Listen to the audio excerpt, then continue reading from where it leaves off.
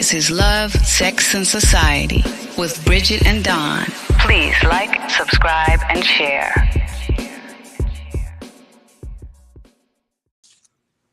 What's going on, everybody? Welcome back to Love, Sex, and Society with Bridget and Don. I need y'all to hang out tonight. So, I always tell y'all, yeah, we're going to teach y'all some things. Tonight, I'm going to be the good guy and the bad guy all at one time. I promise you. Stay through to the end. We here for a good time, not a long time. So, if you start missing shit, then you got to tune back in later on. For everybody who tuned into last show, and we cut out a lot of during the show.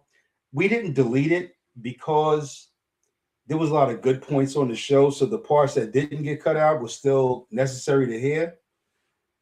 So for everybody who tuned in and y'all was like, why are they fucking up like this? We apologize. It was just technical difficulties. Bridge, how you doing? You good? I'm good. How about you? I'm good. I gotta move this because I hate when I look like I'm so much taller than you. You're taller than me.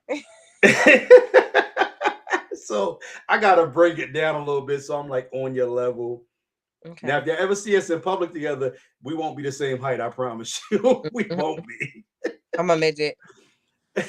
Nah, I think you're a little bit taller than a midget, Bridge. I think. Yeah, I am. An inch and a half taller than a midget, I think. All right. Chill out now. You doing too much. But y'all gotta see me and my sis out in public one day because it's pretty damn comical.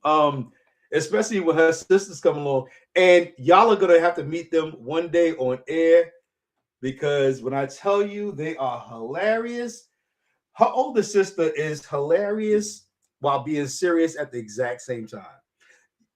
When we get on the show, you'll understand what I mean.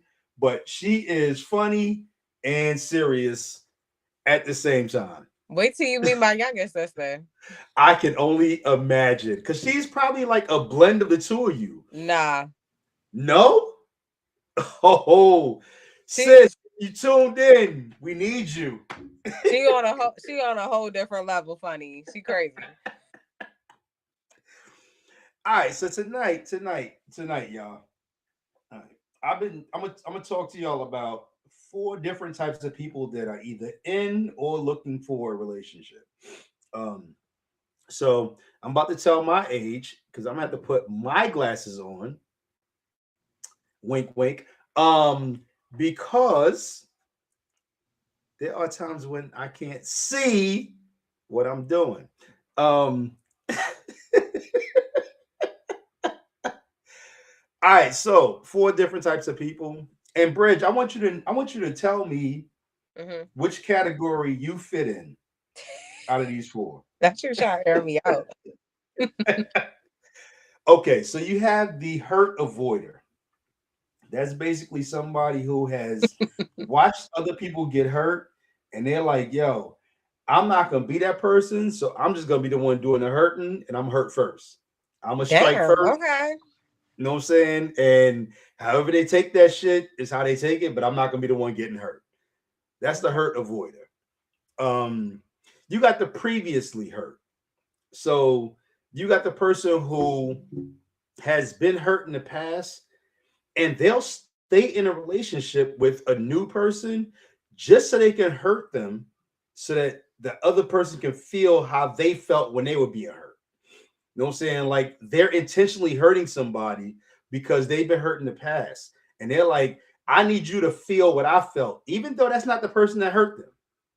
That's insane, but okay. Yeah, that's that psychopath type shit right there. This is the person I think that you can relate to, even though I know it's not you, but you can relate to this person. The non-empathetic person. The person who has no emotional intelligence. They lack empathy, and because they lack empathy and emotional intelligence, they're hurting the person that they're with, and they don't even realize they're doing it. It's just their personality to not be empathetic to somebody. those are the people. I think those are the most dangerous people in a relationship Mm-hmm. because they will sit there and continuously hurt somebody, and to them it's like, why are you feeling hurt? You know what I'm Yeah. saying? Why you crying? I'm just being me type shit. Yeah. And then we got, I think, the most important person in any relationship. You got the one that just wants peace. You know what I'm saying? Like, that's the person who, before they say something, they sit back and think, is it worth the argument? Is it even worth saying? Like, am I willing to break up the peace for this one topic, or can I swallow it because it's not that important? That's the one that wants peace. They just want to have a peaceful relationship, and unfortunately, that person will take a lot of beatings mentally because they're sitting there going, how I feel is not as important as the peace in the household or the peace amongst us. Mm-hmm. Um, Now, out of those four, right? Now I can take these damn things off. Which which one would you fit into?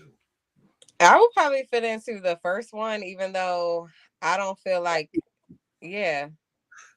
Wow, didn't expect that. Okay, go But ahead. it's not like I don't intentionally like try to hurt people because I think so. Like I asked my older sister, like, which I wanted to ask her one time with, like, you know how we were supposed to get her on the show one time or whatever. So I did want to ask her on the show, but I asked her, I was like, why do you think that I'm single? And she was like, first she said, she was like, you too picky, but then she was like, no, she was like, I think you just scarred, you know. So I think like Ooh, okay. yeah, I think I've been hurt so much that I feel like in a sense I do try to avoid, like, I guess I'm not gonna say like I don't know. I don't, I'm not gonna necessarily say like a relationship, but I don't, it's not like I try to actively date, but it's not that I wouldn't like give someone a chance if they did approach me, but I don't like date the way other people date. Like I don't go on dating apps and stuff like that. So it would take like for me to probably see somebody in real life, you know. But Mm, yeah, so I feel like I avoid dating in a sense because it's not like I don't know. I don't feel like I necessarily like go out like purposely try to date, you know. Like when I go out, like some guys do try to talk to me, but it's like sometimes it don't be like ones that I want to, engage with or whatever. So I'll politely decline or whatever. But I think I do feel like I'm kind of avoiding in a sense, but not really. Because I feel like if it was something that I was really interested in, I would like try, But I do think like, mm. yeah. But I wouldn't like meet someone and intentionally try to hurt them because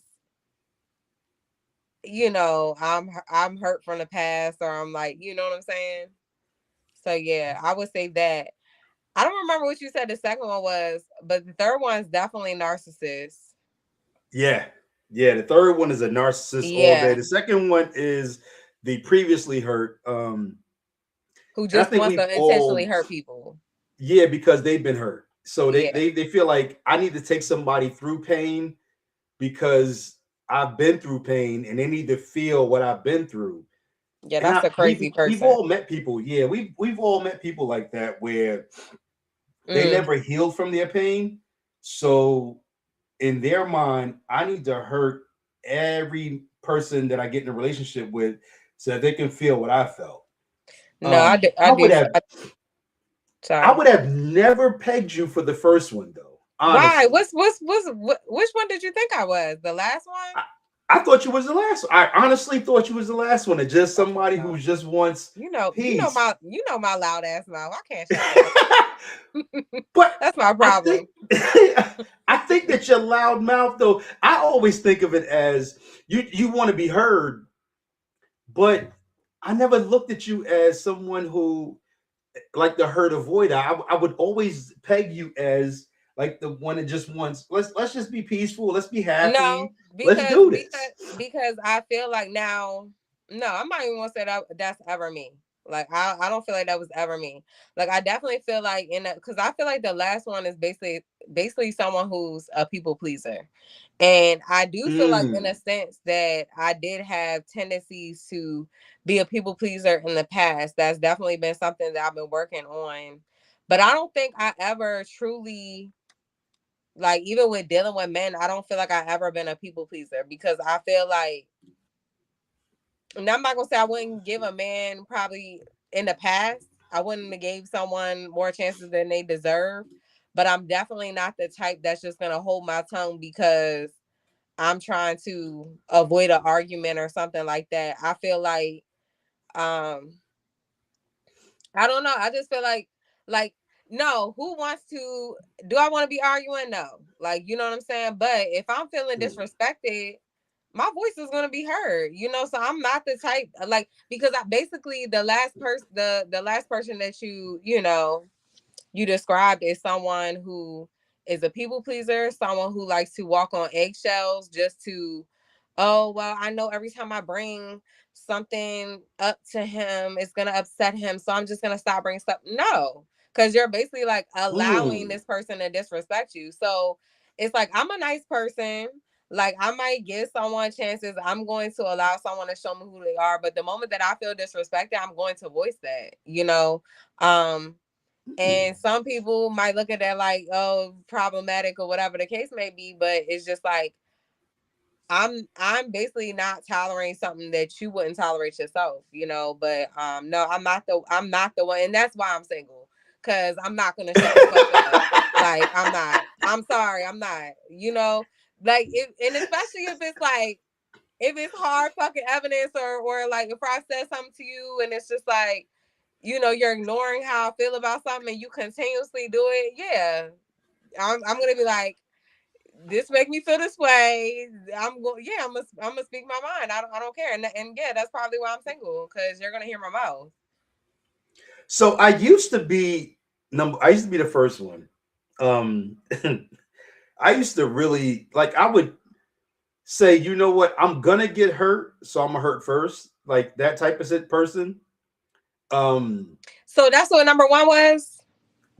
So you gave a kind of a blend of number one, and I understood where you was coming from on number one. Like, you, as opposed to someone who's intentionally hurt somebody, you just avoid the hurt. Like, you avoid. But I'm not self-sabotaging. Yeah, right. You avoid the people to get into it. But if I was to get into something, I wouldn't like self-sabotage it because I don't want to get hurt. You know what I'm saying? Like, no, I'm gonna give you a fair chance, but when I see bullshit, I'm gonna call it out. Like, yeah, so you kind of more so a blend of 1 and 2, I guess, because you avoid people who you might feel like is gonna hurt you, period. Like, you just avoid that person. But at the same time, you're also looking for that peaceful relationship. So you're kind of a blend, I guess. Of no, because you said two was someone who's intentional. I mean, 1 and 4. 1 and 4. Yeah, 1 and 4. Not yeah, 1 and 2. I'm probably a blend. Yeah. When I started looking at the grander scheme of things, I became more of the number 4. Like, I would sit back, and if I'm getting ready to say something that's on my mind or on my heart that's bothering me, the first thing I think about is, how important is it? Like, is this something that is going to kill me? Is this something that's going to jeopardize my peace? If it's not, then I'll be like, you know what? It's not even worth bringing it up. But I also understand what you said about walking on eggshells. When you feel like you gotta like tiptoe around subjects so that you don't break up the peace, that's not healthy either. So I guess, in a sense, all of them really have unhealthy traits, and some healthy traits. But rest assured, everybody falls into one of those 4 categories. I guess everybody does, in a sense. Like, we'll sit there and either we've been through enough bad relationships that will go, you know what, I'll sacrifice a little bit of this to get any kind of healthy relationship. So that number 4 is what we usually end up being, because we're like, you know what, I'm not going to keep doing the same thing over and over again. So I'm going to start monitoring my what I say. I'm gonna say only the things that's important, and I'm not gonna just throw things out there to hurt somebody. I mean, um I get that. But we go ahead. go ahead, I'm listening. No, I'm listening, I need So you. like the reason why I couldn't just walk on eggshells, number one, is because like I have anxiety. So if like something is making me feel some type of way, and if I feel like if it gets to a point where I'm like trying to express something to you that's bothering me, and then every time I try to express myself, it turns to an argument, and now I feel like I gotta walk on eggshells because I can't talk to you about a basic need being met. That's, and if I just be like, all right, I'm just not gonna say nothing because I don't want to argue. And it's not like I'm going into it intentionally arguing. It's me just trying to express that I need this need met. Just like if a man was like, oh, I need this need met, that's a requirement when you're dealing with someone. You know what I'm saying? Mm-hmm. So, and it's not like the things that I ever express to a man is like needs. It's not like, oh, I need $400 for my bills. Like it's like the basic fucking shit in relationships, like consistency, quality time, those fucking things, loyalty, so it's like if I can't get those basic needs met, and I'm voicing that to you, and then every time I bring something up, it's an issue around those basic needs, then yeah, like I can't hold it in because of my anxiety. Like I am gonna sit there and overthink. I will lose sleep at night because this is bothering me so much and it's building up so much in me, and I can't even voice that this is an issue for me, so that's why I can't. If I feel disrespected, or I feel like I voice that I need this need met, and this person is like, just like, no, I don't want to talk about it. Like, and now I feel like I can't talk. No, that's not a relationship. I just feel like when you're dealing with someone, like a basic need like that, like consistency, quality time, all those things, if a partner can't express that to their partner, that's not no partnership, So I think that's where being equally yoked with your partner is important. Yeah. Because if two number 4s get together, then they're both saying, you know what, I just want to make sure that the person I'm with is happy, and I'll avoid unnecessary arguments for that reason. But it's like unnecessary how though? You know what I'm saying? Because end of the day, every conversation doesn't have to turn into an argument. It's like what the person choose. Like if it's a person who wants to lack accountability, then it's gonna seem like an argument to them because they don't want to admit that they're being inconsistent. They don't want to admit that they're not communicating good. So the best way to avoid all that shit is to fucking go back and forth and start screaming at each other. But if a person is just like, hey, like, I want us to spend more time with each other, or hey, I haven't talked to you all day, I need you to communicate better, then how is that an argument? Just by having a conversation. I shouldn't have to walk on eggshells to just express simple things. Now, if it's like being petty stuff, like you keep leaving the toilet seat up, like, you know what I'm saying? Like petty stuff, okay, that's understandable. Like, like, all right, Bridget, just put the toilet seat down, just shut up, like, but basic needs to me, like quality time, all those things, to me, that is a conversation that has to be had. And to me, only someone who wants to avoid that and lack accountability when it comes to that wants to make it out to be an argument. But it's healthy to, especially when you're like dating people, getting to know people, like it's healthy to let them know like what you need, because they're not gonna know. Like if somebody need more reassurance, like how are they gonna know if you don't tell them? What she so I don't know what she's talking about. The toilet seat. Oh, okay. So if a number 4, right, for example, gets with a number 3, right? So a number 4, someone who just wants a peaceful household, right? Gets with a number 3, somebody who lacks the emotional intelligence to say, I'm hurting you and I don't even know it. So if a number 4 is like, you know what,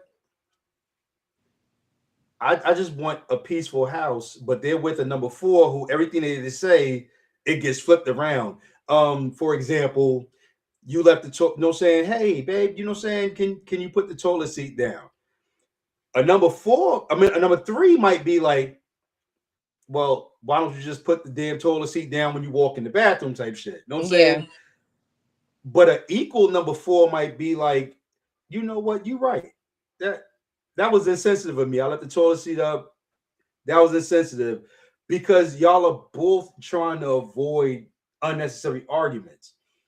A number 4 and a number 1.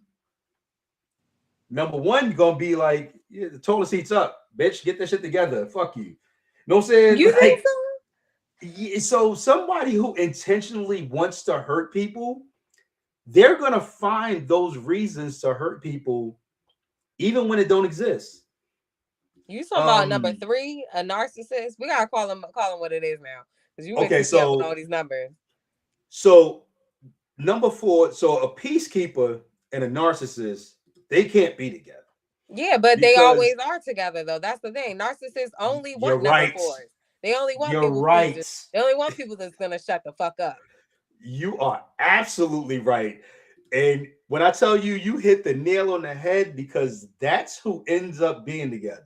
Yeah. The people pleaser and the narcissist. Because come on now, a narcissist would not be able to meet their match. They would not be able to deal with another narcissist, another them. Come on now.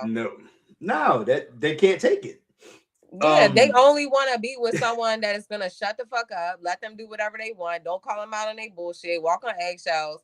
Yeah, that's the only person that a narcissist wants. And that's who ends up being together. Yeah. The War of the Roses is probably the narcissist and the previously hurt. Those two ends up being together. That's the War of the Roses. That's basically 2 people who are going to go to battle constantly. And honestly, they don't even know why they battling sometimes. They just want to battle. I don't know. I think so. We talk about how the dating, and we've talked about this a lot. How the dating scene is just horrible, and the water got mud in it and all of that. But I think it's really just selecting somebody that meets or matches your personality style. But like you said, the people pleaser and the narcissist normally end up being together, and that's the worst combination. Yeah, I don't feel like no one should ever be a people pleaser, but I feel like,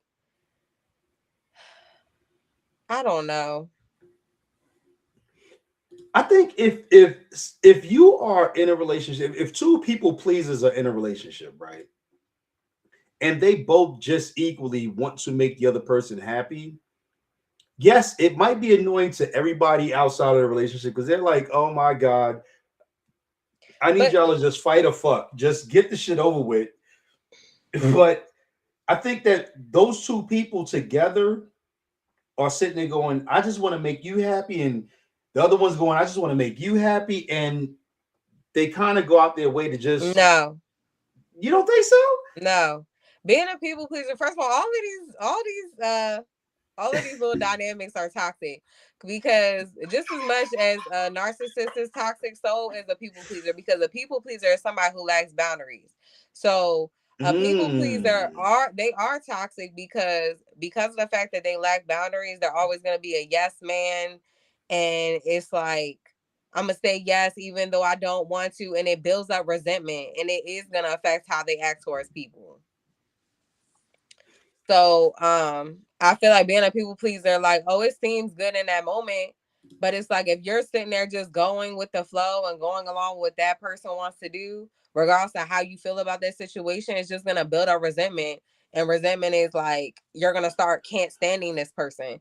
I don't ever think it's healthy to be a people pleaser. I feel like when something bothers you, you should set a boundary with people, especially when people cross their boundaries. And I also feel like people pleasing causes people to lose their voice for themselves, you know. And I feel like you need that in life, period. I don't think you should get in a relationship and just start being like, oh, we're both people pleasers. No, because if you lose your voice in a relationship, you lose your voice when it comes to speaking up for yourself outside of the relationship, at work, your friends, your family, whoever else, like, you know, in your life. So I don't think being a people pleaser is healthy just as much as I don't think being a narcissist is healthy, you know. And I'm not gonna sit here and be like, oh yeah, two people pleasers need to be together. No, you need to learn to stop being a fucking people pleaser. Yeah. I So like the angle you coming from. Like, honestly, and I sat there and thought about this shit for a while. you did. But you're putting aspects to it that I really didn't think about. Yeah. Because I've been a people pleaser. I pretty much am what the right person. I'm a people pleaser to some people. Some people I am definitely number one. I'll fucking hurt you before you hurt me, or I'll just avoid your ass. Yeah. So I've been number one, and I can still be number one. But you're giving like the number four. I was like, that's kind of a chill person. They just wanted peace. But I understand where you're coming from. Like you're putting a different spin on it, and you're putting a different aspect to it. Yeah. And there are a lot of people who will get in a relationship and become number four, especially somebody who's had a lot of failed relationships. They'll become the last one. They'll become that people pleaser. Yeah. They just want to please their mate. No. I don't want to get into arguments. Everything's chill, and they hold a lot of things in. Yeah, and I feel like if you get in a relationship with someone, like it shouldn't be like you walking on eggshells. It should be like I'm able to be exactly who I am. I'm able to tell them when I like something. I'm able to tell them when I don't like something. They're able to receive it, you know. So I think it's like, you know, and I don't feel like people might have, like, I do believe some people to a certain extent can have somewhat of all of those traits. Like I do believe some people have somewhat of narcissistic traits. I do feel like some people have tendencies to be people pleasers just as much as you have people who are very self-centered, where they only care about themselves. I do feel like you have people that operate out of revenge. You know, somebody hurt me, so now I'm gonna use every man for what he got. You know, because at first when you said that, I was like, but I have heard women say that before. But I don't necessarily feel like every person sticks within those exact categories. I feel like if you've been one of those people and you're evolving, then you can, you know, I don't know where you would fall. You wouldn't. I don't feel like you necessarily would fall, because I don't feel like I fall into none of those categories. I feel like I do somewhat like avoid when it comes to dating, but I don't self-sabotage if I do like someone. Like I'm mature enough to like have conversation, you know, stuff like that. And I'm definitely not out of place of revenge, because if that was the case, oh my goodness, I couldn't imagine who I would be. Yeah, so I don't know. I feel like I give people the benefit of the doubt if I do talk to someone. I definitely don't believe that I'm a narcissist. And I'm a former people pleaser, but it's like, no, one thing I'm never going to compromise. I'm never going to shut my mouth. I'm never going to lose my voice, is like standing up for myself. Like I'm not. So let me for about 5 minutes. I'm gonna be one of your sisters. Okay. What do you think is the reason that you are still single? Because it's none of the reasons that I guess the average. I won't even say the average. Like some females are single because they just ain't got none of the damn qualities of a person in a relationship. But like you don't. That's not you. So why do you think that I'm single? You're still single? I do feel like I'm somewhat scarred. Like I feel like when my sister said that, I do believe that. I do believe I'm scarred. I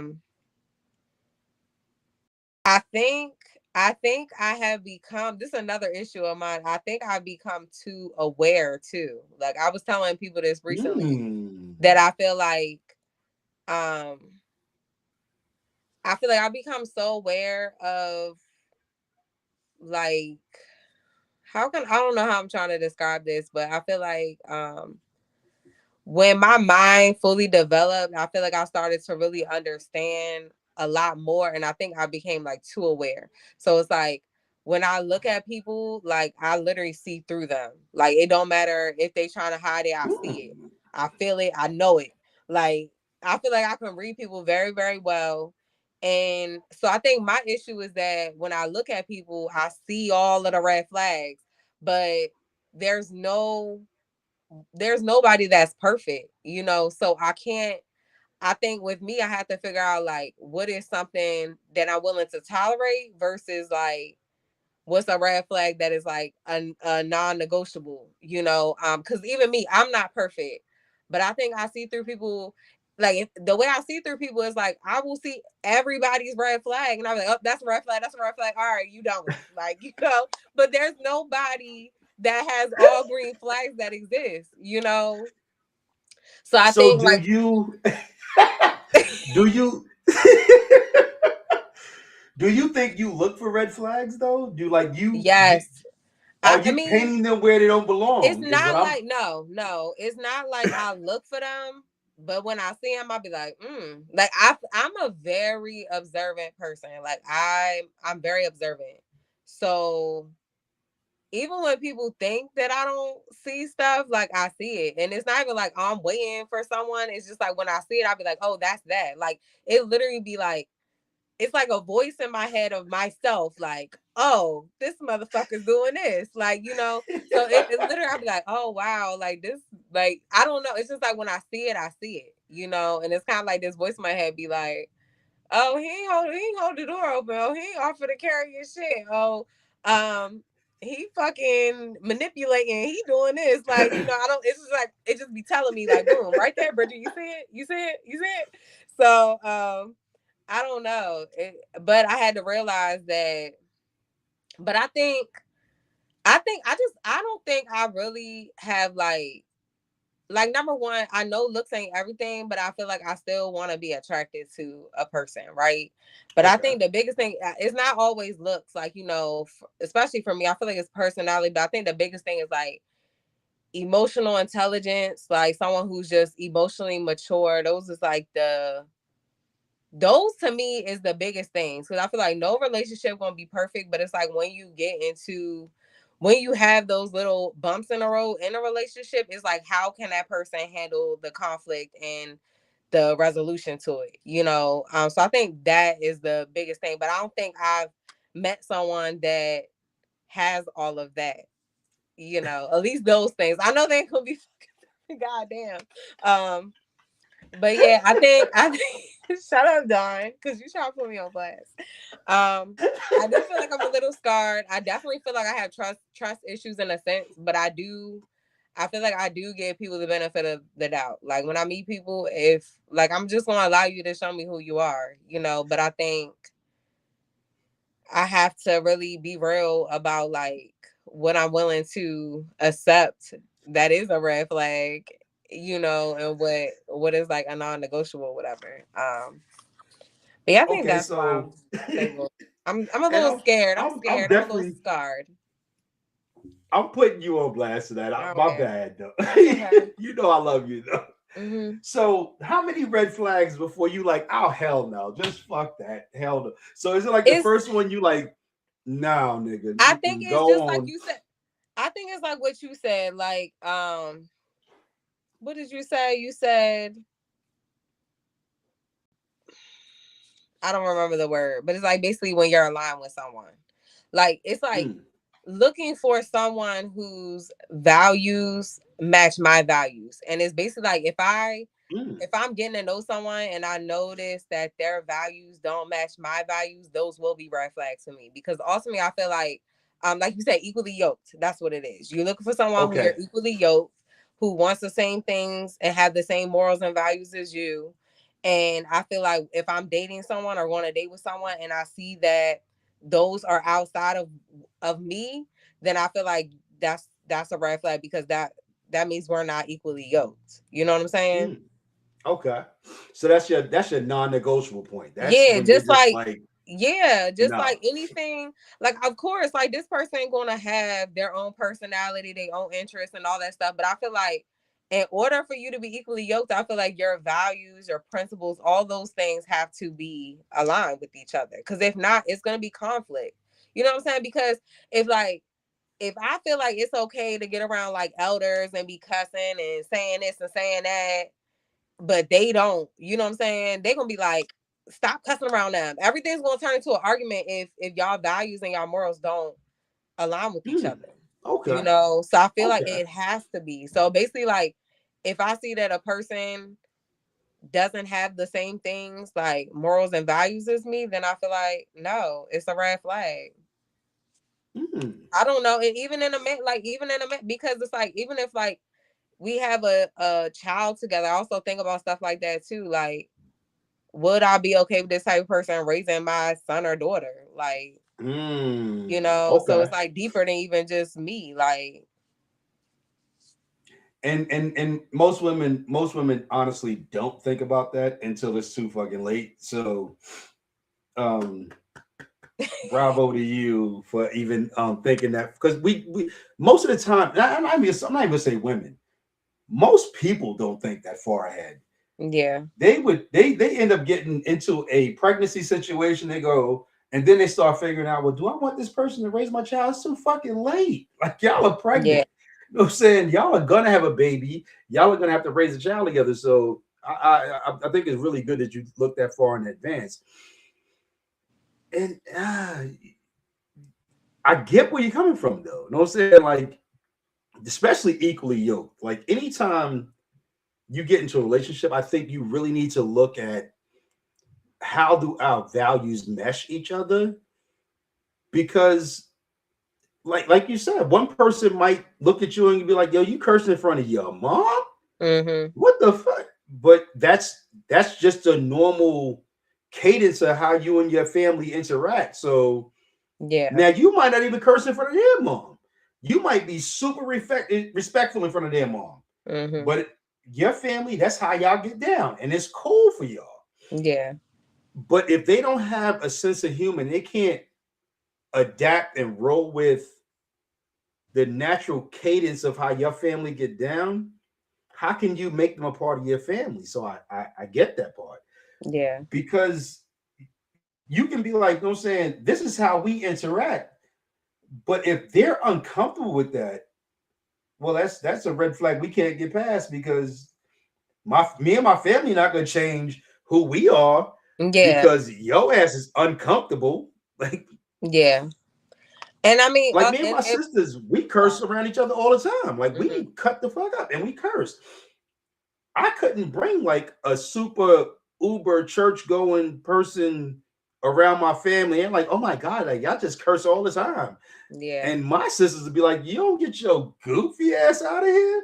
yeah. But so I get that. That's important. But go ahead. What would you get ready to say? No, and then even with the whole kid thing too, it's like certain things like that, like, you know, like, I don't know, because I hate to use this, you know what I'm saying, because it varies how I feel about the whole cursing thing. But it's like, I do curse, my family does cuss a lot, right? But it's like we also know when to shut it off, you know. So it's like, if Right. I was to meet someone that's like, they might cuss around their parents, okay, cool. But just like, if you know, like in certain rooms, if it's older people, how to conduct yourself, you know what I'm saying? Or even like some people think like, I don't know, even though I cuss a lot, I don't think it's okay for kids to cuss. Like, you know what I'm saying? Right. Like, or the whole even smoking weed thing. People look at weed so innocent, but like, I would never let a kid smoke weed, or I would never smoke in a room with a child. Everyone don't have those same, like, you know, Mm-hmm. principles and stuff. So it's just like certain things, like if certain people is okay with that, or you know, or say if I met a guy and he just smoked weed right in front of his kid, that's a fucking red flag for me. And it's like, I'm not gonna convince you to not fucking smoke in front of your kid. That's just who the fuck you are. And I would never convince you to have a fucking kid with me, because bitch, I will slap the fuck out you if you think you want to smoke around my motherfucking kid, you know? So Right. that's what I'm saying. Like, I just feel like if you're not aligned with someone when it comes to certain things, then it's just gonna be conflict, you know. And I feel like during the dating phase, you have to ask those questions, hypothetical conversations, you know, just to see, like, are we aligned? Are we equally yoked? Could we do life together with ourselves and even children? Like, you know, yeah, Hmm. it's gonna be some conflict, but like I said, is this person emotionally mature enough when conflict does come up, we're able to resolve it, you know, in a, you know, non argument, you know, argumentative way. I agree. Yeah. And I actually ended a relationship. Um, and it was actually a relationship that I had worked a long time on achieving.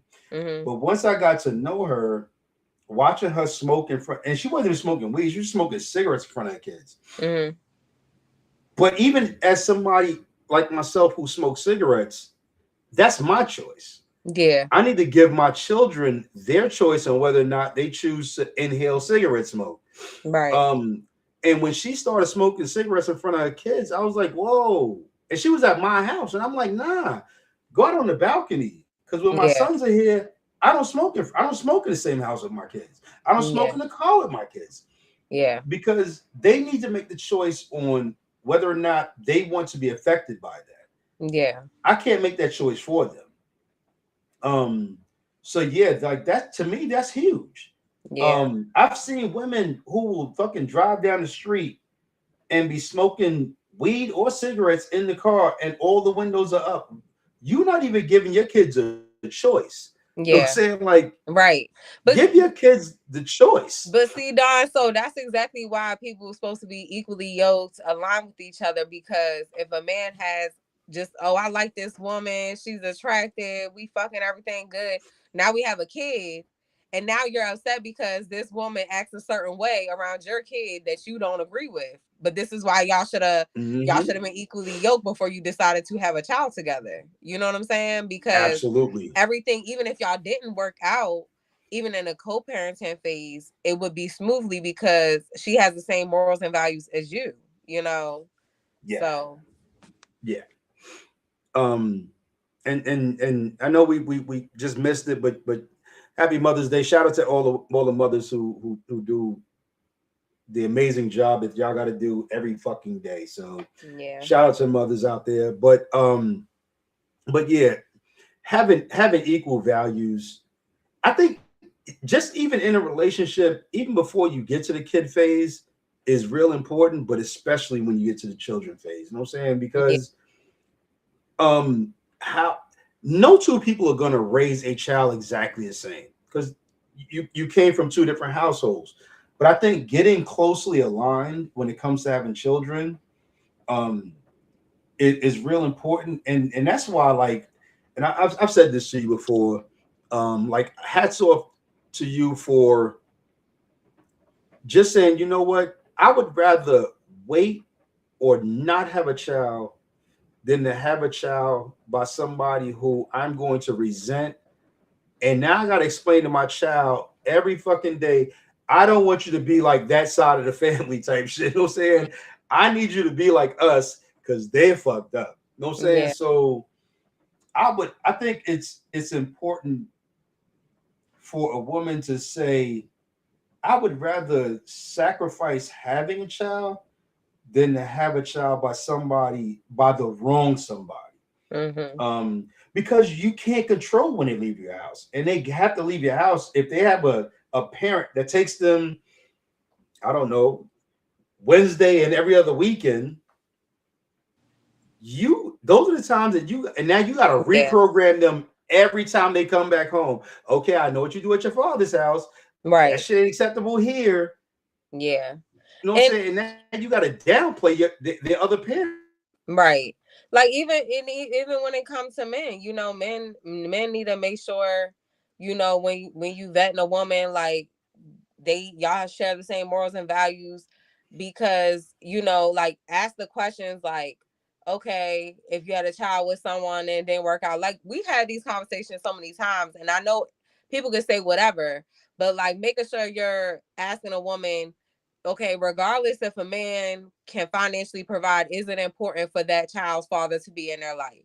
You know, and I feel like the answer will show you a lot of, that woman, because if a woman like, oh, well, if he not financially helping me, then what he need to see his kid for, then that show you exactly what type of woman that is, Right. So I feel like when you vetting a woman as a man, I feel like those are conversations you need to have, like those hypothetical conversations, like, if I couldn't provide financially, or if a man couldn't provide financially, could he still see his kid,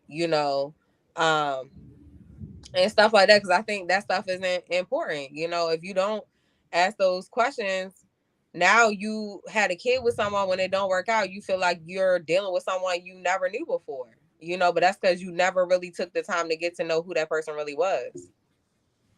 You never asked the What's questions. important to them. And guys are notorious. And I'm not beating up on the guys tonight. I promise this is not one of those segments. But guys are notorious for just wanting, oh, I just got to get the sex. You know what I'm saying? Or I need to have this person to show up in front of my boys type of thing.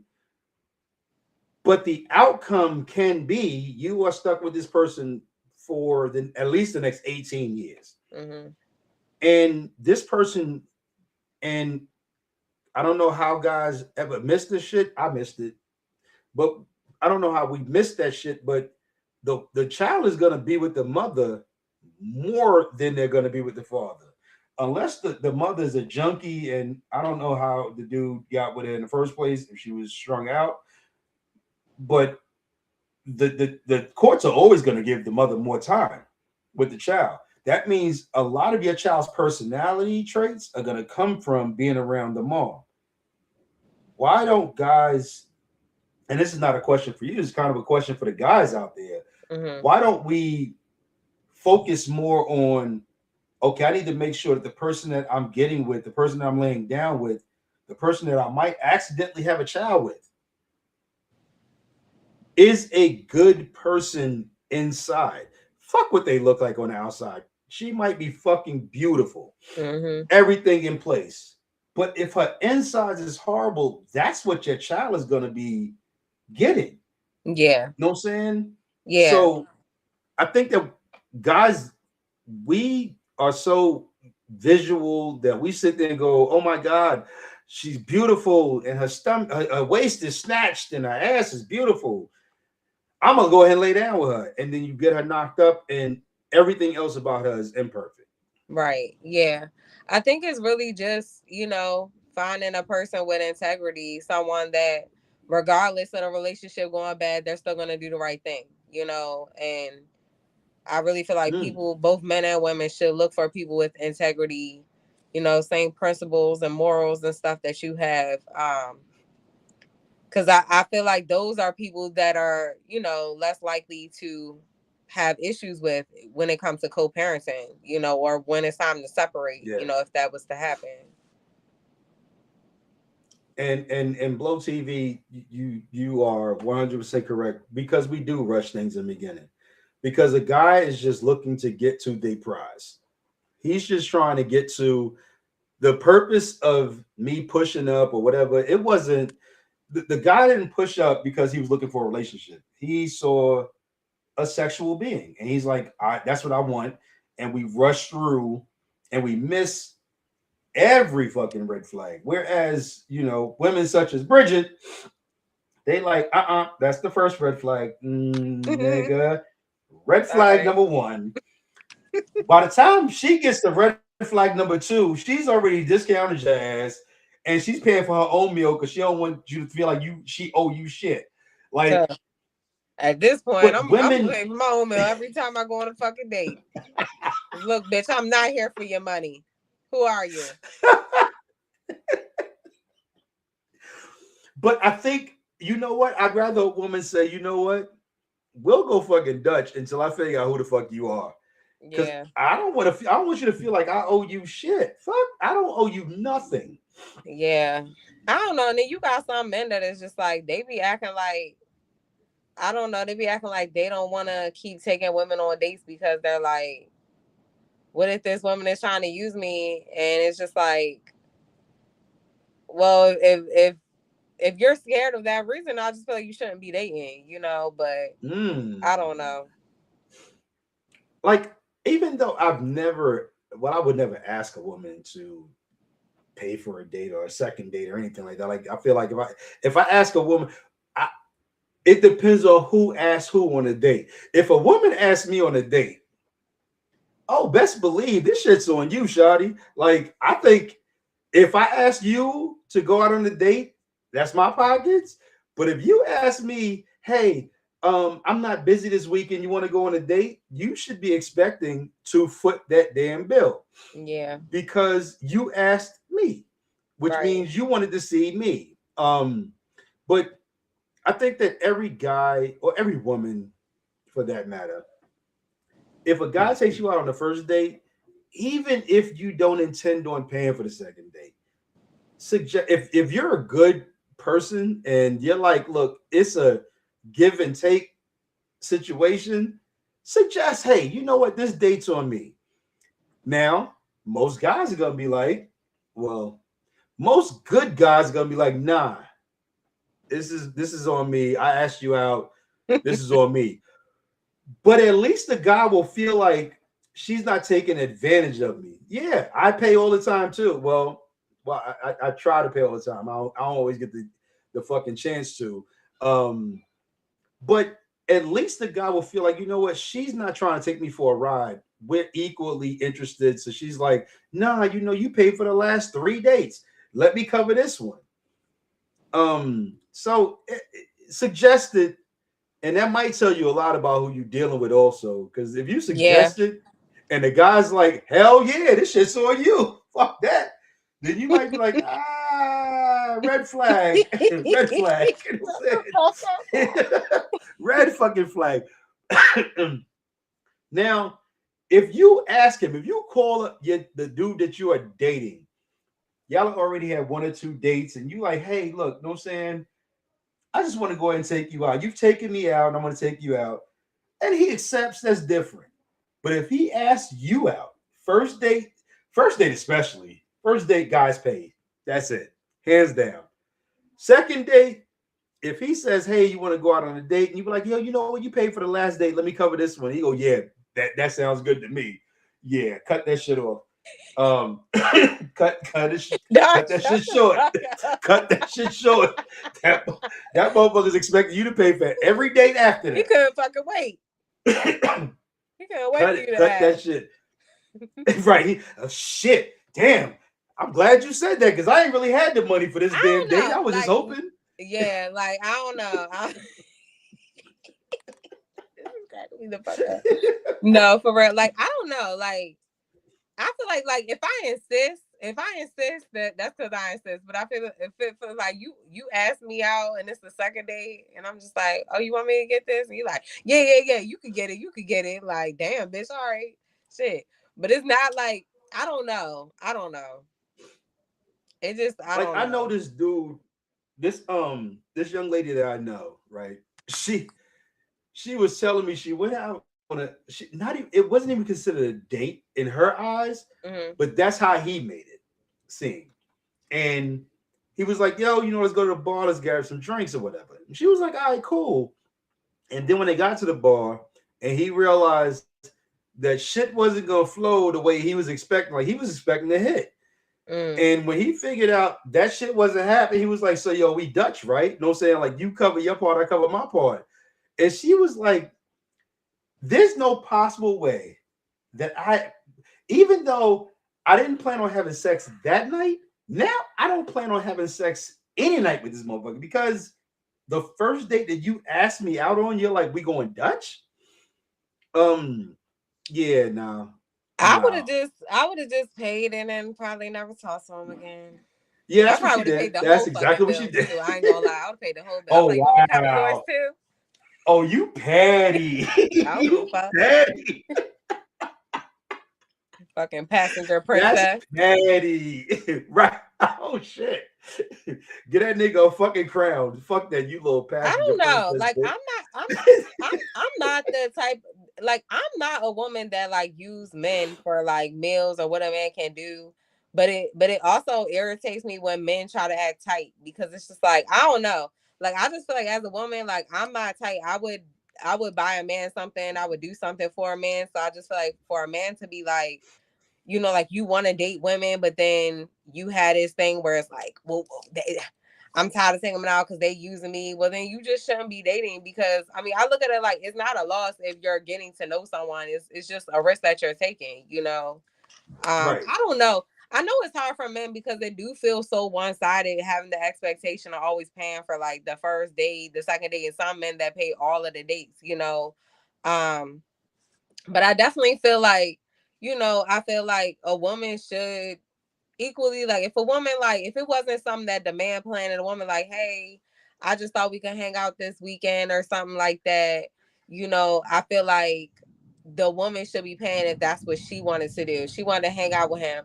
Or like I said before, like, say they like, oh, we wanna just have a movie night over at my spot or something, and he always pay for the dates. Like, I just feel like as a woman, like, okay, you want me to stop and get some wine, or you want me to stop and get us some food or something, you know, if the man always pay for the dates, I do feel like a woman, because I feel like a woman that is genuinely interested in a man is gonna naturally want to cater to him and nurture him and take care of him too. So I don't know. I was chilling one day. This was quite a few years ago, and I had dealt with this chick. You know, we had seen each other a couple of times. So she called me and she was like, "I'm out at Applebee's. Why don't you come through and meet me?" Now, it was between paydays for me, and let me explain to y'all. I make a lot more money now than I did back then. So I'm like, all right, I got enough money for a beer. You know what I'm saying? Like, but I ain't got enough money to trick out. Yeah. But I felt like if you're already at Applebee's, you already have the money for your food. So I get there and we sitting there, we chopping it up, and the bill came. And I'm like, nah, you know, why are you putting the bills together? Like, her bill is already established. She was eating and drinking before I got here. Yeah. And she was like, you're not gonna pay for my food? And I was like, nah. Like, I planned on coming down here and paying for a beer. I got a Heineken, and that's what I planned on. Yeah. And she was like, that's fucked up. Like, you won't pay for my shit. And I was like, if I said no to when you asked me to come meet you at Applebee's, if I had said no, how would you have paid for your fucking meal? Exactly. You know what I'm saying? Like, you was already here. Your shit was established. Whether I got here or not, you was eating and drinking. Yeah. Needless to say, that's the last time that we saw each other. But I was like, I'm not wrong on that. Yeah, like, no, you got I women literally that had enough money for gas and beer. Yeah, no, you got some women that definitely like go out trying to finesse, like, how, oh, I'm gonna get men to pay for my drinks and stuff like that. So I definitely don't feel like you wrong. It's like she literally only hit you because she wanted you to come and pay her tab, you know, which is insane. Right, and that's fucked up. And she made more money than me. Yeah, no, I mean, it that doesn't even matter though. It's like, if you invite someone out, it's not because you want them to come and pay for all of the fucking shit that you done got before they even got there. You know, it'd be one thing if you asked her out on a date, you know, but if she just hit you up and inviting you out, it's like, no, like, you pay for your shit, I'm paying for mine. Right. I don't know. If I got enough money for a beer, I'm not gonna ask you out on a date. I'm like, yo, swing by the house. I'm gonna cook something for you. Yeah, because I got food in the house. I got that part. But when she was just on some, you're not gonna pay for my meal, and I'm like, no. Why would I pay for something that you already was going to have, whether I met you here or not? Yeah. Like, I didn't ask you to come meet me. You asked me to come meet you. Yeah. So, yeah, that was crazy. That was, and I actually liked her, which was the fucked up part about it. I actually liked her. Did you really like her? Yeah, I really fucking liked her. No, you didn't. And that shit turned me. Because you ain't like that grimy ass shit she did. Yeah, but I had you right. After that shit, it was just like, fuck her. It was, I actually deleted her number and blocked her. You should have. Because I'm like, why the fuck? And she was in the military. She made fucking good paper. Yeah, no. Made good paper. Her apartment was on the military. Like, they paid for the shit. So I'm like, yeah, I gotta pay for all my shit. Yeah, no. You wouldn't want nobody with that mentality that, you know. Hell no.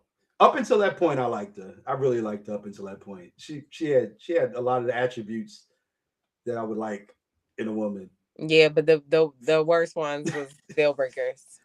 The worst was her fucking mental, like Mm-hmm. physical attributes she had, or fucking hands down. But mentality Yeah, wise, nah, she was fucked up. That's a fucked up way to look at that shit. yeah, yeah. But you definitely Um, have women that are like that. hell yeah. All right, what you got for us? We done chopped it up on mine for a while. What you got? What Um, you so which one you want me to do? The empathy one or the other one? let's start with empathy. Yeah. Okay. So basically my topic is how can we practice empathy in modern society? So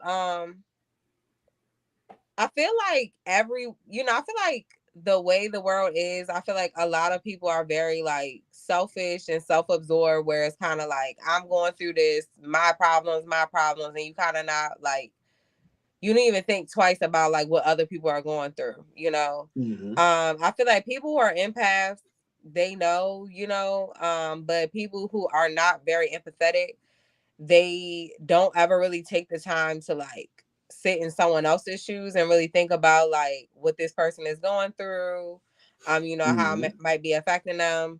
Um, and so basically, like, what I want to talk about is for people who are not really empathetic, because I feel like true empaths, we just naturally operate that way.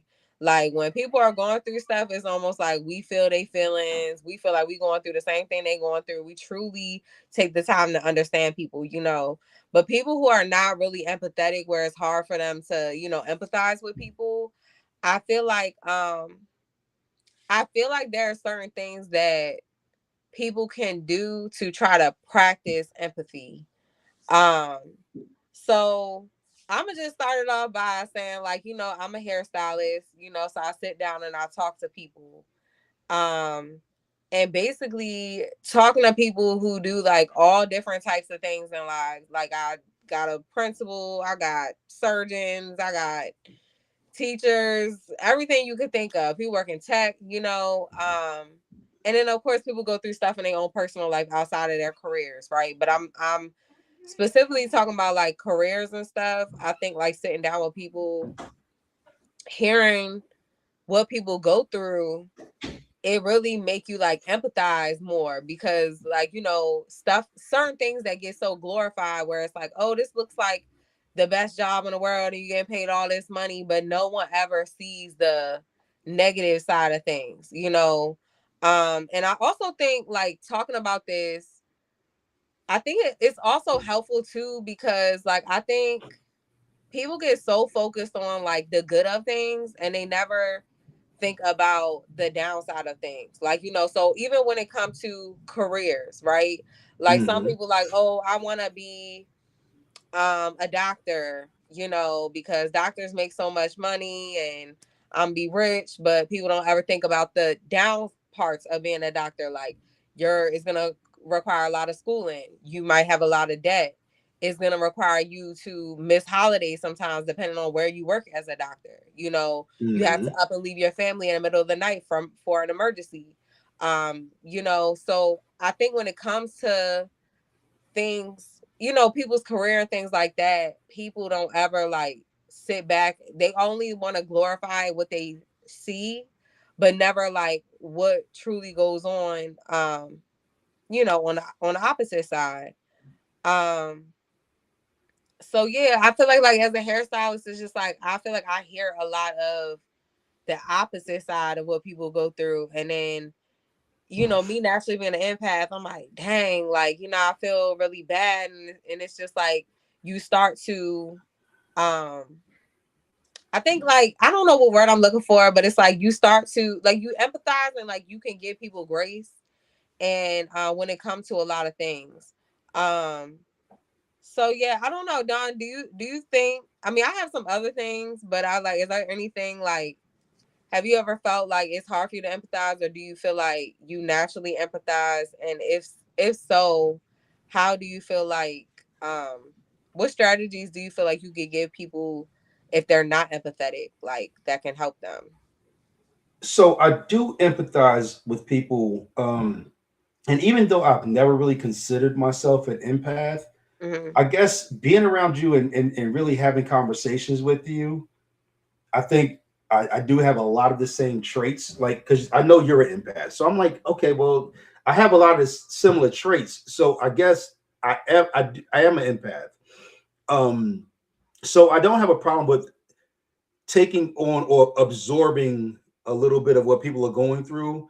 Hmm. This way, when I'm having a conversation with them about what they're going through, I can really be empathetic.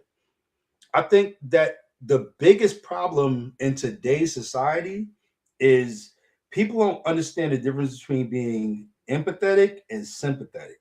They Hmm. don't.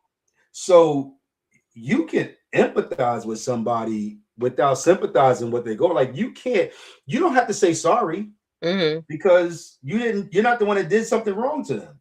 Right. But you can still understand and absorb and feel what they're going through and meet them on that level.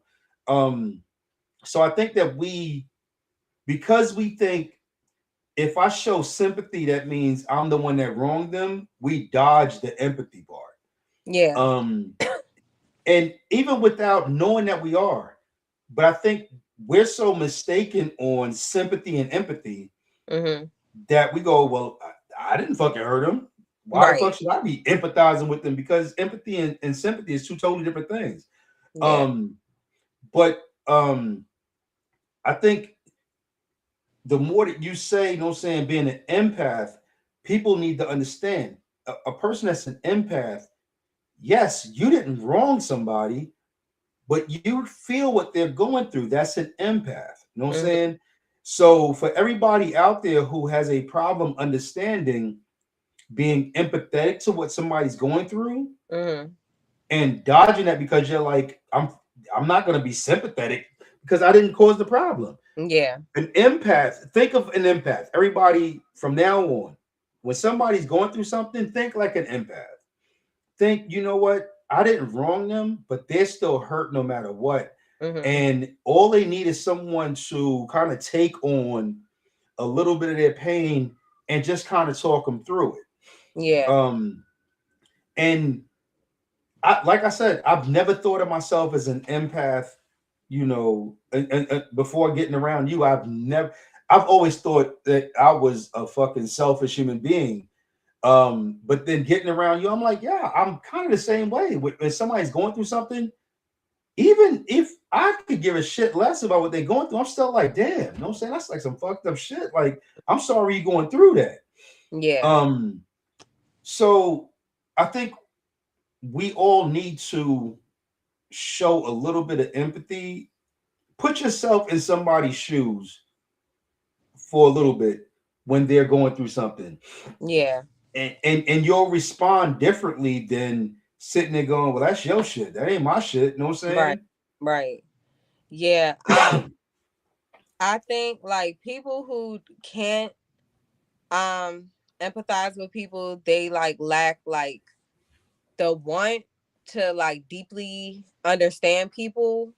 saying? um I think like empathy is something that is like is so much deeper than like surface level things, and I feel like I said, I feel like if people was to be more empathetic, they would give a lot of people more grace. And I feel like when it comes to a lot of things in their lives, Hmm. like I tell people this all the time, like stop taking stuff personal, because a lot of times how people operate is not, it's not personally directed to you, even if it seems that way. It's usually what that person has went through. So it's like if you were to be more empathetic and put yourself in people's shoes, you will understand why they act a certain way. And that's not to invalidate like how they treat you or whatever the case may be, but you will learn not to like internalize it, like, and make it, like you said, like, oh, it's my fault, they're taking it out on me or whatever the case may be. you know um I think one of the biggest things is, like I said, like I think for people to practice empathy instead of like focusing on all the good things that they see, like just simply taking the time out to ask people what are the things that they struggle with, you know. Yeah. Like I feel like, you know, and I'll use myself for as an example, right? Like I'm a hairstylist, so it's like a hairstylist. People like, oh, you're fully booked, and you know, you get all this money, and you booked and busy, and you know, it's like glamorized, you know.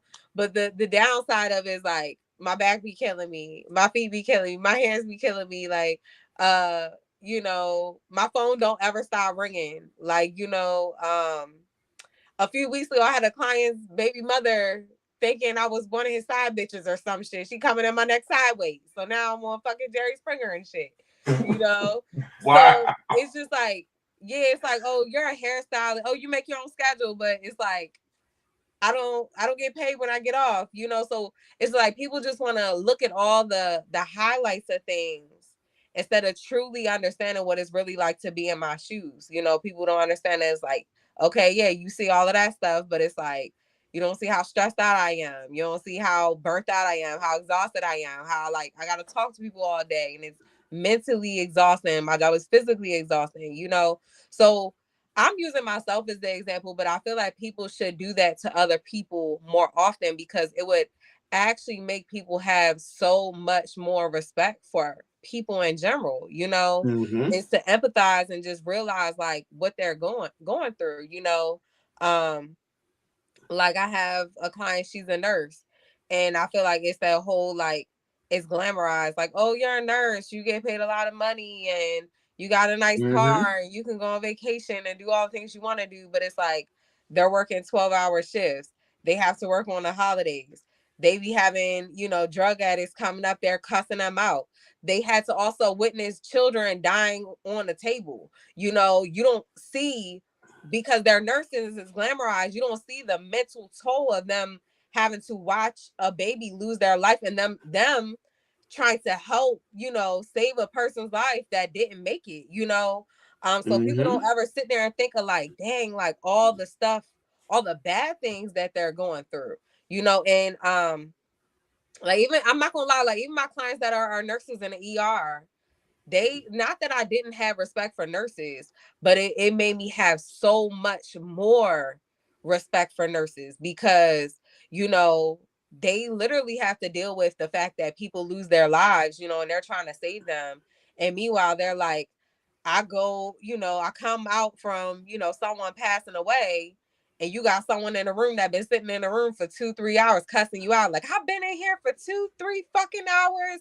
And it's like, you don't even know that they just dealt with a child dying. You know, like Right. I understand you might be bleeding, you might need a little stitch, but it's not like, you know what I'm saying? You ain't just get fucking shot or whatever the case may be, you know. Um and so like them just telling me some of the stories that, you know, they deal with in the ER and how disrespectful people get, it even made me realize like, dang, it's been times that I was in the ER and I'm pissed off because I'm in here for 8 hours, you know. And not to say I'd ever cuss someone out, but I probably had an attitude when they come in because I'm just like, y'all just fucking lollygagging and shit. But whole time it's like they're ripping and fucking running through these halls trying to save people's lives, you know.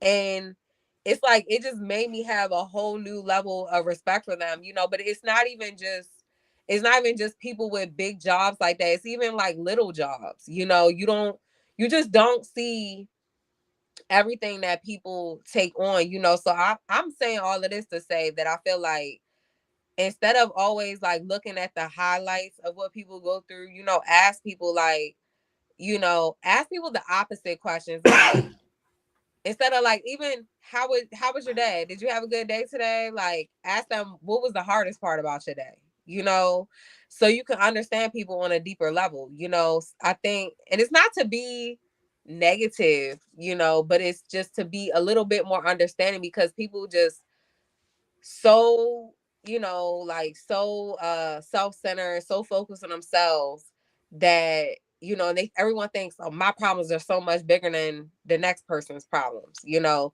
But if you truly took the time to like deeply understand other people and like what they're going through in all of the aspects, like I feel like you would have a lot more respect. You know what I'm saying? Like, I think that a lot of what you said, first of all, people don't think about. It's like, have you ever called somebody in customer service and your patience is wearing thin, but you're just like, you know what? I don't know what kind of day they're having. Their supervisor could have just ripped them a whole new asshole. And they're like, I'm trying, I'm gonna get, and I'm like, yo, take your time. Because if I ain't got time to call you, I'm not gonna fucking call. You know what I'm saying? Yeah. I'm not gonna call you if I ain't got time to wait. I know that's the nature of the game. Right. I went to have blood work done today, and the young lady who seemed very competent, she was having a hard time finding my vein in my left arm. And she was like, "Oh my God, like, am I hurting you?" And I'm like, "Nah, you good. Like, I'm a grown ass man. That needle ain't fucking hurting me." But she was so scared of the backlash. Like, she was just expecting me to be like, "No, saying you don't know how to fucking do this. Fuck, no, saying do your damn job." But I was just like, "Nah, no, saying take your time, because me rushing you ain't gonna make you find that damn vein any fucking quicker. Right. Take your time." Right. But you're right. We don't understand what's on the other side. I look at a lot of fucking professions, hairdressers, fucking especially, because you all, so a hairdresser, a barber, right? If you do one thing wrong, the person who is your client will seem like you have just ruined not just their day, not their week, their entire fucking life. You can do something that is totally fucking fixable. Okay, so this braid wasn't supposed to be that way. Okay, take it. I could make the braid different. But because we don't sympathize, empathize with what somebody's going through, we make every situation a life-altering event. Instead of just understanding, you know what, this person might have just found out that, saying, one of their relatives might not make it through the night, and they still gotta fucking sit here and cut your hair, do your hair. They still gotta be in the fucking ER and take care of you and make sure that you good. Right. And they may go home and their whole life may change. Yeah. You know what I'm saying? So I think we really have to kind of look at, what would it feel like if I was in that person's shoes? Yeah. At this moment. You know what I'm saying? Not what would it be like if I made their money? What would it be like if right now in this moment when shit's going wrong, if I was in their shoes, how would I want to be treated? Right. You know what I'm saying? Like, we don't do that enough. I look at, I've been in customer service for a lot of years. And I've had people call me and curse me out. And because I like to keep my job, I try to refrain. But I told this one dude, I said, you know what? Because he was like, oh my God, I had to wait on hold. And I was like, if I didn't have the last 5 customers that said the exact same thing that you said to me, that would have been 15 minutes quicker that you would have had your call answered. But you're making somebody else's life miserable on the other end. So let's get your situation resolved so I can get to them. Yeah. And luckily for me, the person, the guy understood, like, damn, like, everything I just said to you, 15 other people been saying this shit all day. That makes the whole wait time that much longer. Right. And he was just like, you know what? Go ahead and, take care of what you got to get taken care of. Yeah, you got me now. We're past that point. You're not waiting any longer. Yeah. I'm handling your issue. But I can only imagine what, I've been a barber. Yeah, that's the reason I'm no longer a barber, because I don't want anybody to sit there and, not face to face at least. If somebody's beefing with me on the phone, that's different. Face to face, I might have to hit you in your mouth. Because you don't understand what the hell I got to go through. Yeah. I tell you all the time, I'm like, yo, I know we do the show on your off day. I'm like, yo, go get some rest, because that may be the only moment that you have the rest. Yes, your phone is blowing up. Good problems and bad problems all at the same fucking time. Yeah. Yes, if your phone is blowing up, you got customers. But if your phone is blowing up, that means you ain't got no downtime. Yeah. So But good and bad.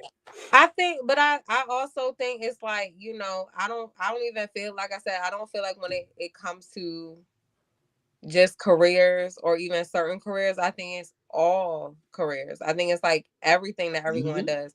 Like everyone will just focus on like the highlights of it, but never, I feel like what people go through emotionally, like emotional labor, the physical labor of things, I feel like because people can't see it, it doesn't exist to them. You know what I'm saying? Right. Yep. And so like I think like I truly feel like people who are not naturally empathetic, I feel like what they should do to practice empathy is to start asking people like, what's the hardest part about your job, instead of like, Mm-hmm. how much do you get paid? Oh, okay, that's good. And you guarantee the vacation every year. Okay.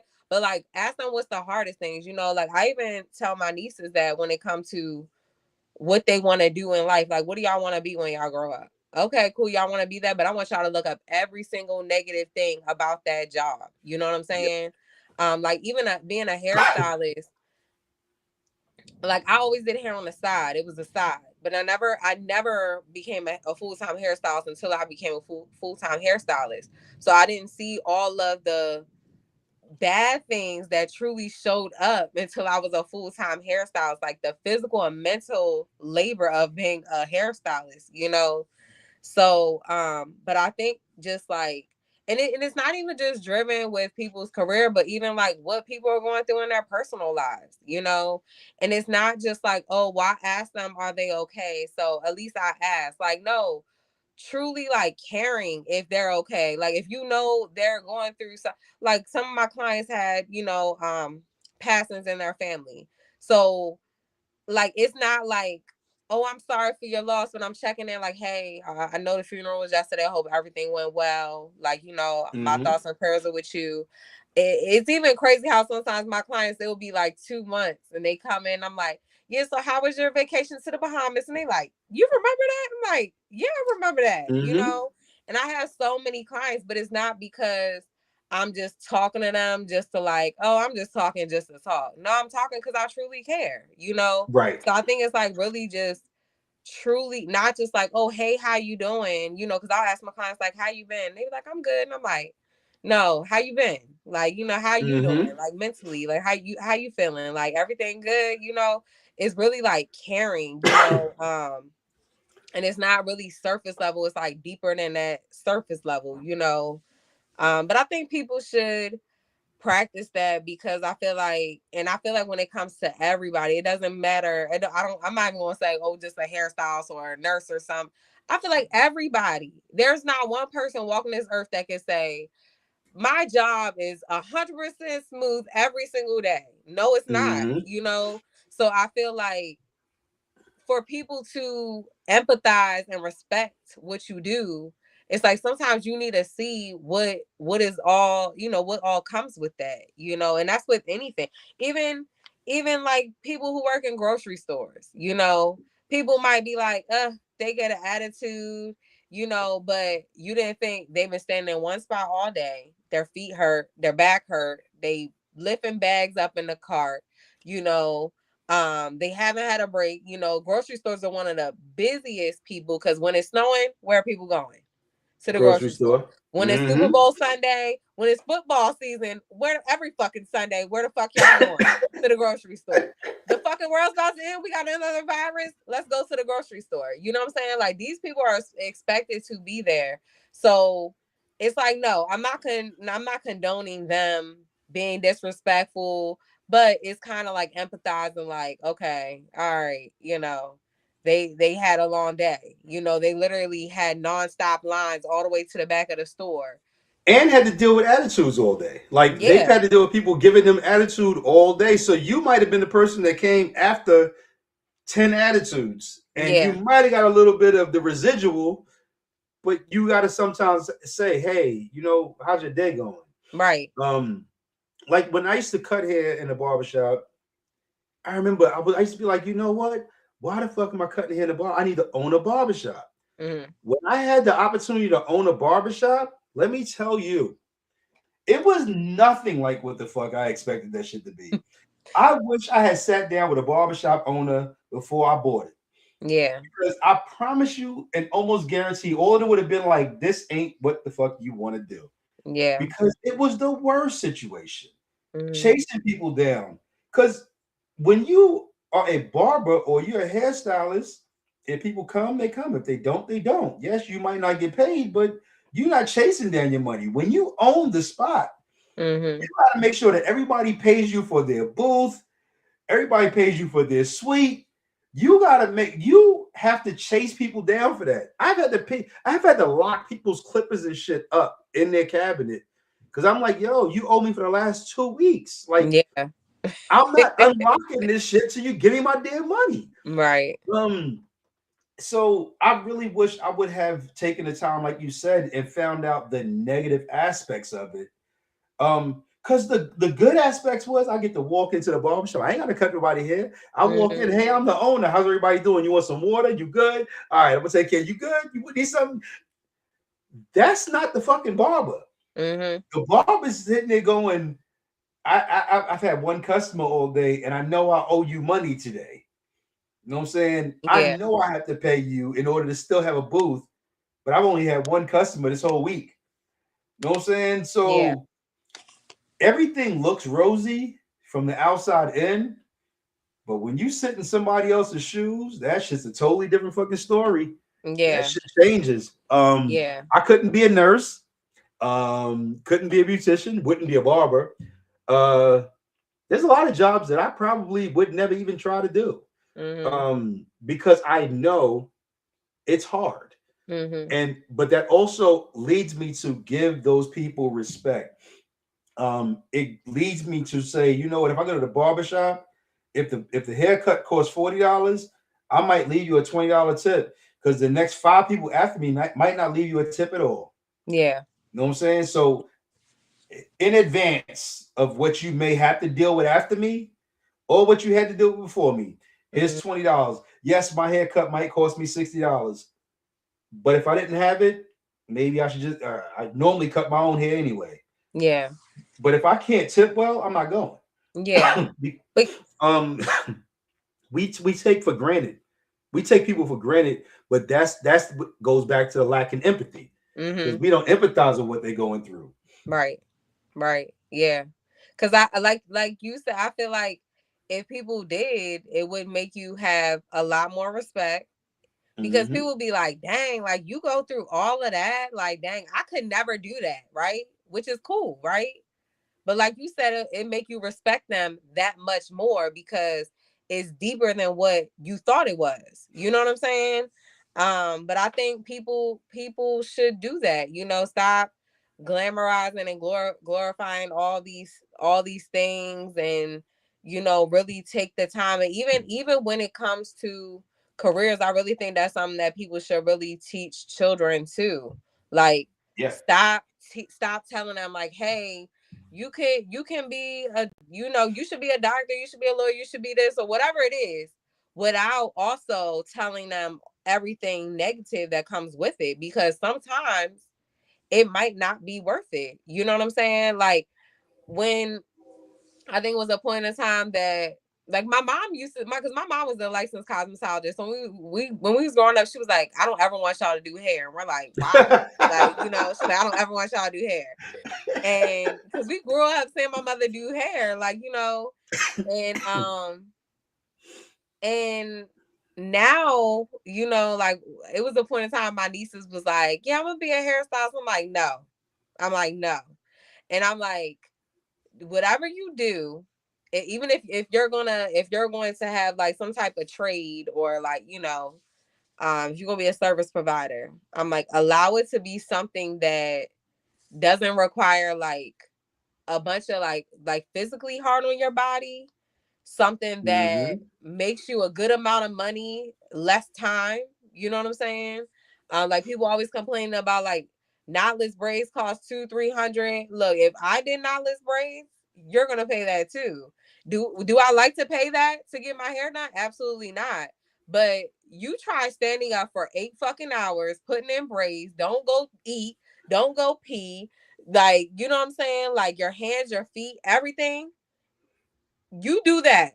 You do that for one day for 8 hours and tell me that you shouldn't be getting paid $300 for that fucking style for 8 whole hours in one spot. You know, Yeah. I don't like paying that. I like paying that much? No, I don't like paying that much to get my hair done, right? But when I want to, I have to, and I have no choice but to respect it because I don't blame them. Honestly, y'all should be lucky that women want to do it at all. Like to stand in one space for a whole 8 hours, you know, and you know, some of the realest stylists, they're not taking no breaks, so they're like, I want to get this shit the fuck done. Even with no break, doing some knotless braids, some small knotless braids, that's an 8-hour shift, you know. So until you physically do it, don't fucking tell somebody what they should be charging and getting smart with them and acting like they're not deserving and they're not deserving of a tip. They're deserving of so much more. Because if you would never be able to stand in their shoes for a whole fucking day, you would quit after an hour or two. Let me tell you. So I've seen hairstylists. I've known hairstylists, but a couple of weeks ago, you did my wife's hair. First of all, if y'all find the fucking video, she did a fucking phenomenal job. So if you got a motherfucking woman, please send her to Bridget, yo. She'll come back a happier woman. I promise you. Thank you. But when I was like, oh, I'm getting ready to call, and I'm looking at her location. I'm like, well, she's still at Bridget's. And I'm like, well, I know Bridget ain't still doing her damn hair. And then I called, and you were still doing her hair. Yeah. And I'm like, that's hours. And it's not like you can be like, all right, yo, I'm tired. You done. You know what I'm saying? Her hair half done. It ain't like you can send her the fuck home. You got to go until that shit's finished. And so, and it's not until they like it. It's also until you like it. Because whatever you send out of your chair, that's a product of you. So you got to do the best. Because, like, and especially now, social media. And she's been all over social media showing the hairstyle. Everybody that she shows that to is either going to do one or two things. They're either going to say, yo, that's just the bomb. I either book Bridget or I ain't never booking this chick. You know what I'm saying? Yeah, right. So everything. So you can't just be like, you know what? Fuck this shit, yo. I know the hairstyle only cost me $300. I've been doing this shit for 5 hours already. Yeah. I'm done. Yeah. You got to make sure that they're happy and you're happy. Yeah, because they got your name on it. All over it. And it ain't even like your name is stamped on that shit. It's just always going to have your name on it. Yeah. And if they leave and then they take their hair down, they're going to tell 50 fucking people on the internet. I went and got my hair done at Bridge, and let me tell you, as soon as I got home, I had to take that shit down because that shit was fucked up. I paid her because I'm gonna pay her for what the fuck she did, but I don't even like this shit. I'm gonna take it down, and that means 50 people are gonna tell 50 more people. Who's gonna tell 50 more people don't go fuck with Bridge. Yeah.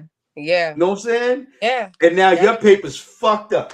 Yeah. So people don't get it. Like it's even like I even get anxiety, especially when it's like, oh, someone's going to prom or when I'm doing someone's wedding, and then they're like, you know, first of all, they know if it's like my average clients, they know I'm going to deliver, right?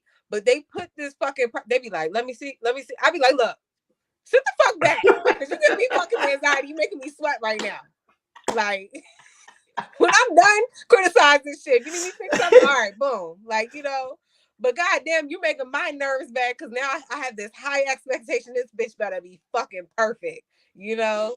But it's a lot, you know. It's a lot. It's deeper than just like, oh, I did it and that's it, you know. It's everything that comes with it. But I think like when it comes to people in general and whatever people are doing, you know, really take the time to understand like what they go through. And this don't even gotta be just career wise. It could be even in people's own personal lives, you know. Some people can be in abusive relationships, anything, you know. So really like take the time to not just ask like, hey, are you okay? And just waiting for the, yeah, I'm good. You know, like really like ask like are you really okay? Like you don't really seem like yourself. Like what's going on with you? And Mm-hmm. really like genuinely caring, you know? And I just feel like it would, if people did that more often, it will allow people to give people grace, and it will also allow people to have more respect for people and more patience too, you know, and more understanding, you know, because you're like, no, like I really understand like what they're going through, and I can't imagine if I had to go through that, you know. So it's like I'm gonna extend grace, you know, I'm gonna be more patient, I'm gonna be more understanding, you know, more empathetic. So I definitely feel like people need to take the time to see even the things deep within the surface of people, and what they do and what they go through, you know, to truly like understand people, you know.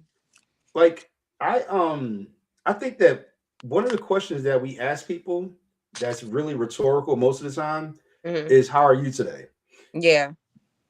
But I think we need to actually say, hey, how are you today? You know what I'm saying? Yeah. You don't know if you're that person's reason for not fucking committing suicide. You know what I'm Yeah. saying? You may be the one thing that talks them off of the roof that they haven't even stood on top of yet. Hmm. So sometimes, and I'm guilty of that shit, because I really sometimes don't give a shit less how somebody's doing today. Yeah. And I'll go, hey, you know what I'm saying? Like, how are you? But every now and then I get somebody who actually tells me how they are. Hmm. And now I have no choice but to kind of absorb what you're going through, because I ain't gonna be an asshole and be like, yeah, I didn't really mean that shit. Like when I Hmm. asked you how you doing, I needed you to say fine and move on. Yeah. Um, but when somebody actually takes the time to tell me, you know what I'm saying, oh, I'm going through this, or you know what I'm saying, my girl just left me, or my husband just left me, you know what I'm saying? Like, you have to be empathetic and absorb what they're going through. Young lady at my job who honestly, she she's a scatterbrained person. Like she can literally go through 6 different topics about her life in the 5 minutes that you're sitting there smoking a damn cigarette with her. Um, and at first I was like, yo, I can't fucking do this. So I would avoid, like, if I would see her out, you know what I'm saying, sitting outside smoking, I'd go the other way, because I'm like, Petty yo, ass. I don't fucking want to hear all 5 of your fucking situations today. Tell me one, and let's leave it at that. Yeah. But then I realized, after listening to her a couple of times, her parents are hard asses. Hmm. So her parents only look at the stringent side of life. So Yeah. she can't tell them how she feels or what she's feeling, because they don't want to hear that shit. Yeah. She's also going through it with her supervisor. So her supervisor's riding her ass, but she can't go home and tell her parents, because the parents are going to be like, look, either shit or get off the pot, quit or go back to work. Those are your 2 options. So actually sitting and talking to her, and I was like, yo, you know what? Today might be a rough day, but tomorrow's going to be better. And when you get that paycheck, it's going to be hard work for, but just understand, at least you got paid for what you had to go through. You know what I'm saying? Like, you had to deal with that. Um, but I got to the point where I would just say, you know what? Even though she's gonna tell me 5 fucking different things, she's gonna tell me about her dog, her parents, her supervisor, her driving to work today. But if I let her get off her chest, maybe she won't go home and take a handful of pills. You know Yeah. what I'm saying? Maybe she might feel like I have somebody throughout my day that decided to say, you know what, my life was important enough for Yeah. them to listen. Yeah. Um, And it's I think like a lot of people, they, when people are conditioned to hold everything in because they didn't have people around them, you know, they feel like misunderstood. And I think that's the thing of like empathy, is like taking the time to understand, you know. And so when people feel like, okay, someone is understanding me, someone is listening to me, someone is like, you know, empathizing, it's like it's relieving to them, you know. And I think that's mhm. why like we need people to, you know, sit with people and ask them like, let them talk to you, you know, because you don't, like you said, you don't want them to hold that in, because what if you are the only person that they had to listen to, you know? Yeah. But I think people just, you know, and I think some people who feel misunderstood and feel like they don't have no one, you know, I feel like they're the people that it's like, hey, how you doing? You good? And people like, even when they're not okay, they're like, yeah, I'm good. But Yep. it's like, it's, no one should be acting like it's okay to act like everything is always okay. It's not, you know, everything is not always okay. And I think that's something that I even struggle with myself. Like, it's been times where people Mhm. like, hey, you good, Bridget? And I'm like, yeah, I'm good, when I'm not good, you know? And so, Yeah. and also because you don't want to seem like, I don't want to seem like I'm being negative, or I'm like, damn, like, when is she good? You know, I don't want to seem like someone that's just like, you know, like, this bitch is always going through something, you know. But I feel like you gotta be real. And so, like, you know, sometimes people like, hey, you good? I'm like, I'm okay. And okay don't mean that I'm good, like, you know, but I'm Yeah. okay. You know, I'm doing the best that I can or whatever. Um, but I think people being more empathetic would allow people to feel more understood, you know, and heard and seen, you know. And it's like the same way you want that, you know. Empathy is kind of like putting yourself in someone else's shoes. So it's like treating someone the same way that you will want to be treated. You want someone to show up for you, show up for somebody else. You know, Yep. understand, be understanding. You want people to give you grace, give other people grace. You know, so I think it's like, it's those things. It's like reciprocation. You know, on a deeper level though. So before we shut down tonight, um, and I can't remember the name of the show, and hopefully you can help me out with this. Bridget was Mhm. on a show. Someone invited her onto a show, Oh, and I just want actively well podcast. it's what is it? Active. I think it's actively well podcast. I think it is actively well, but Yeah. I'm gonna make sure that I look it up before we get off the air today because for one, the fucking interview was amazing. So I want everybody to be able to go out and check out that show and check out that interview. But not only that, I've checked out a couple of more of his shows, Hmm. and it's really good. Yeah. So I want people to show him some love. Yeah. I want to see if we could get him on here too. He's a Yes, psychiatrist. Yeah, he's a yes, psychiatrist. So I think, you know, we always talk about, and that's what I did on his interviews, like based on mental health, which I want us to talk about that too, probably next episode. Because it is mental health awareness month and women's mental health hmm awareness month. But yeah, him being a psychiatrist, I feel like that would be good. You know, because they study the mind, you know. yeah. Yeah, And, so and watching you when I came across it because I think you shared it on your story, and I was like, no, I gotta grab, I gotta reshare this because for one, yeah, yeah, my damn co-host, the fuck, I can't support you being on the show. Fuck, I'm doing. But then sitting there listening to it, and I was like, watching a professional, like what we do is coming from a lot of what we feel, you know what I'm saying? Things that we've seen, our opinions, but watching him do what he does from a professional standpoint, and I'm like, yo, the world needs a little more of this without having to pay thousands of fucking dollars. Like yeah, he is really dissecting people's issues. So let me see if I can. I think it is actively well. And I know my battery body. I normally do not try to look stuff up on my phone while I'm on air, but I yeah, want everybody to not just check out his show, but I need everybody, if you like and subscribe our show, which I hope everybody has done, I want everybody, if I can get half of y'all to do it to his show, then we've done our job tonight. yeah, Because his show is really good and it's it's important to get that standpoint. You know what I'm saying? To yeah, get somebody from a professional standpoint, right. because That's he may not just be talking to the person in front of him. He might just be talking to you. right. And So and that's what I tell my sister, because you know, I know him because I know his ex-wife. I do her hair, and I do their daughter's hair.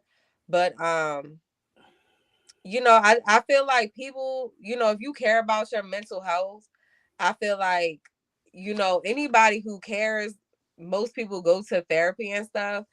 But I feel like to understand the human mind, I feel like is to, in some aspect, like study the people who have studied the human mind, so like I don't know why I have this fascination with, like, on social media. I follow, like, the things that I follow on social media. I follow like a lot of people in gym, a lot of people health and wellness and stuff.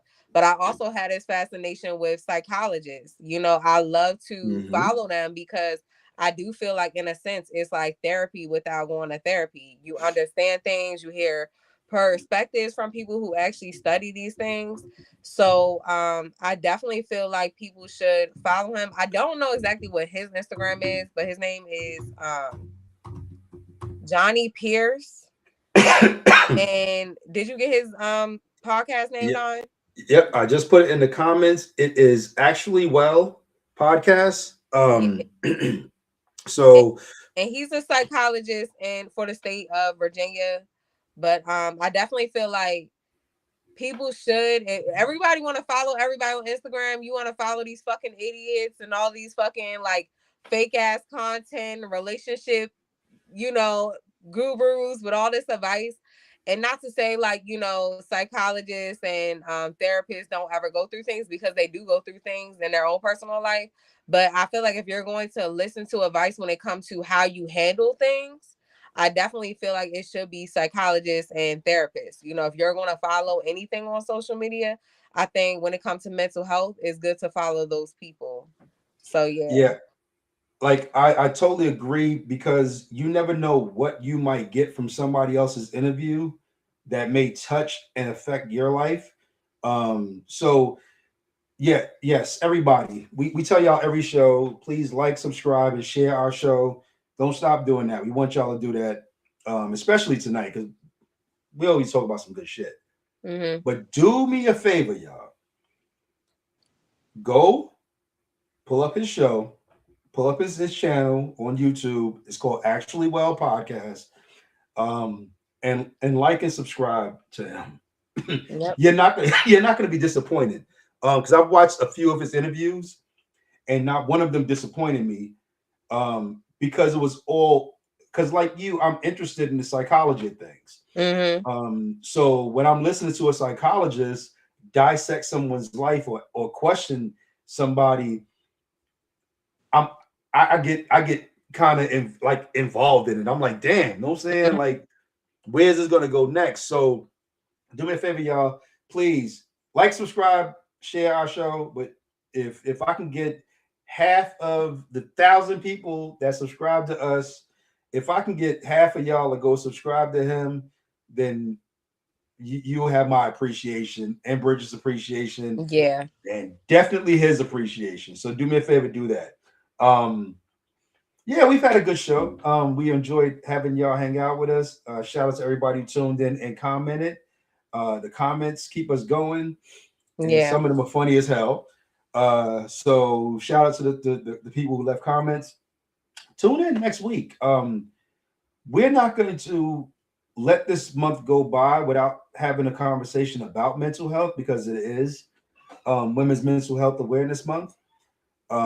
So next week, I think, Bridget, you're right. That's going to be the main topic for next week. Is we're going to talk about mental health, finding the right person to help you through your issues, excuse me, as well as not being afraid to talk to somebody in your circle, and let your guard down and let them know what you're going through. So we'll talk about that next week. But until next Wednesday, y'all, we going to get some damn sleep. Told y'all we was going to be here for a good time, not a long time. I lied, because it's been an hour and 50 minutes. So we was here for a long time with y'all. But until next Wednesday, from me and Bridge, we out, y'all. Bye.